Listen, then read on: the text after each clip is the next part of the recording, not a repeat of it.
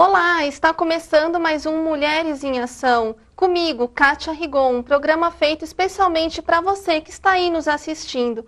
E hoje nós vamos falar sobre um tema que ainda gera bastante dúvidas, que é a pensão alimentícia. E para isso nós temos aqui no nosso estúdio a convidada, a advogada doutora Andréa Salles Gianellini. Isso. Olá, doutora, Olá. É um prazer tê-la aqui no programa Mulheres em Ação. Prazer é meu.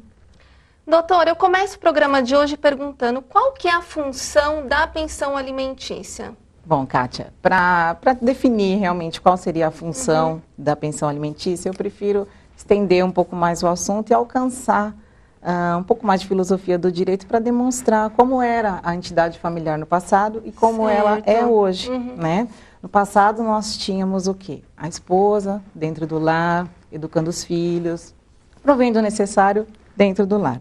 E o marido trabalhando fora para alcançar essa renda, né? E manter tudo que a entidade familiar necessitava, né?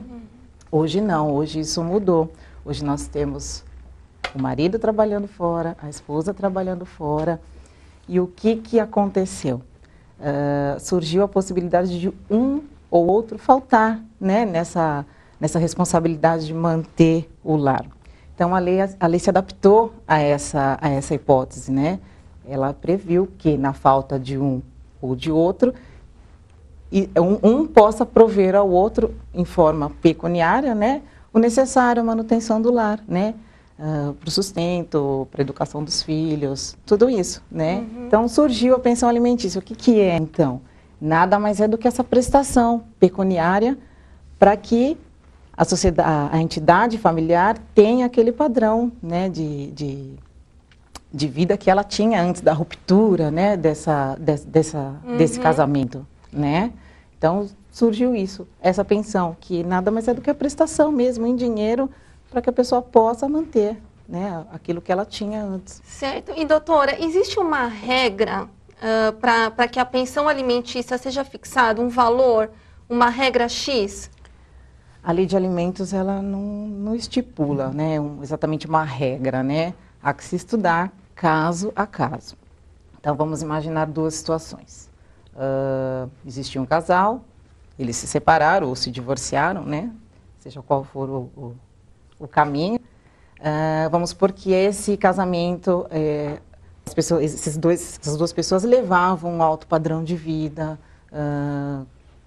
uma vida com padrão alto. Na ruptura desse casamento, o que precisa ser analisado? O alimentando, né, que seria o pai, no caso, vamos estipular que seria o pai, né, que a prole tenha ficado com a mãe e o pai teria essa obrigação de sustentar os filhos. Que é o mais comum, que é o mais doutora? Comum, né? Mas pode acontecer o contrário, né?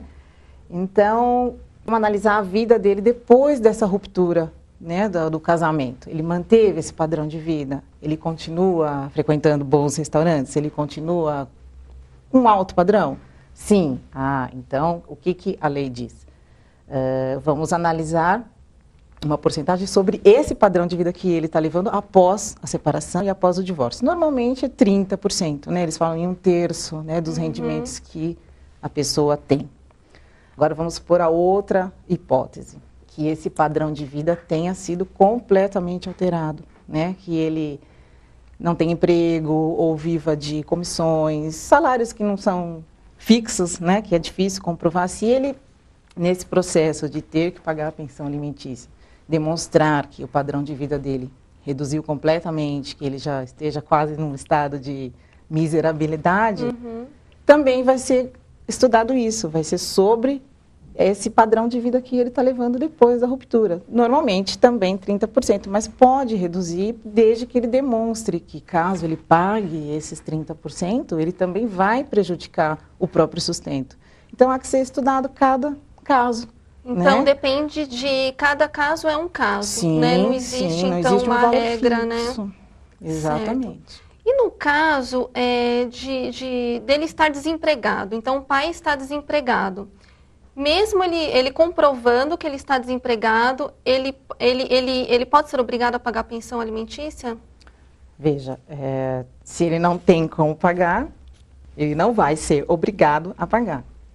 Aí nós vamos encaminhar numa seguinte questão, né? Ele pode chamar os parentes, os ascendentes dele, né? Ele não, a esposa pode alcançar os pais dele, claro, desde comprovado que eles têm a condição necessária para poder suprir aquilo que aquele que ficou obrigado a pagar, assumir isso. Mas ele tem os meios legais, né, de se exonerar da pensão, desde que atinja que os filhos atinjam a maioridade. Depende do caso, né? Se ele não tem o trabalho fixo, se ele não tem emprego, ele tem os meios legais de comprovar isso, reduzir essa pensão. Exonerar é muito difícil, porque não tem o emprego, mas reduzir há essa possibilidade, sim. Então, quer dizer que os avós, em determinadas circunstâncias, em determinados casos, podem ser obrigados a ter que pagar a pensão alimentícia para os netos. Então, isso pode acontecer mesmo, né? Pode acontecer, mas o seguinte caso, há que ser demonstrado que quem ficou obrigado a pagar essa pensão alimentícia não tenha condições de suportar esse encargo. E também tem que ficar provado o quê? Que esses ascendentes tenham condições de suprir essa falta, né? Não basta só um simples requerimento. O pai não consegue pagar, vamos processar os avós. Desde que os avós tenham condições, porque normalmente são idosos, são pessoas que vivem de aposentadoria. Não basta só falar, não, os avós vão pagar. Eles têm que ter condições também, tem que ficar comprovada essa condição dos pais, né, dos avós, no caso, né, para poder substituir aquele que ficou obrigado ao pagamento da pensão. Mas eles podem ser alcançados, sim. Entendi. Como no caso do falecimento, por exemplo, o pai, né, falece. Então, aí, nesse caso, pode, desde que os avós tenham condições, pode estar sendo pedida uma pensão alimentícia para os avós, né? É uma hipótese. É uma hipótese, né? Desde que fique comprovado que eles possuem essa condição, perfeitamente. Agora, no caso de os avós não puder estar contribuindo com a pensão alimentícia, não puder estar pagando, há a possibilidade ainda de ser passado para outros familiares? Sim, sim, a lei prevê. Todos os parentes concorrem, né, nessa responsabilidade de obrigação da pensão alimentícia, desde que, na mesma hipótese, fique comprovado que eles possuem essa condição, né, de suprir aquilo que aquele que ficou obrigado não tenha condições. Então, de repente, um irmão, uma irmã, sim, podem ser alcançados, desde que tenha essas condições. Entendi, claro. Entendi.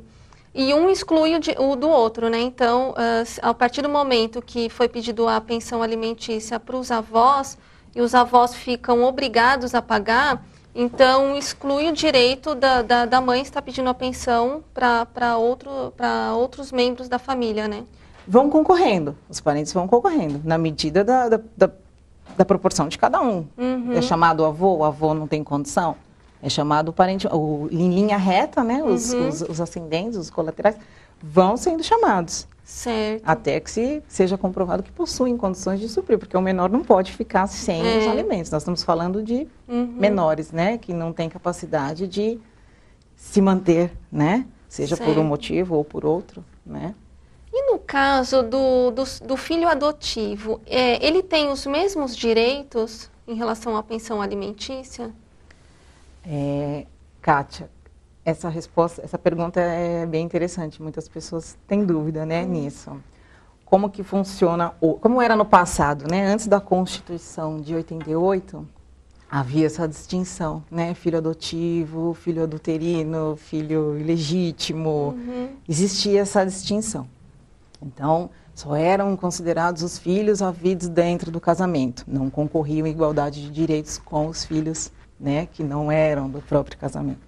Hoje não. Hoje, depois da Constituição de 88, não há mais essa distinção de nomenclatura, seja esse filho adotivo, seja adulterino, seja qual for aí a denominação que dão para os filhos que não são, né, do casamento, não há essa distinção. Todos têm os mesmos direitos, concorrem, igualdade de condições na herança, não há essa distinção. Ah, tá certo, então. Doutora, nós vamos para um breve intervalo e já voltamos daqui a pouquinho com mais Mulheres em Ação. Até mais.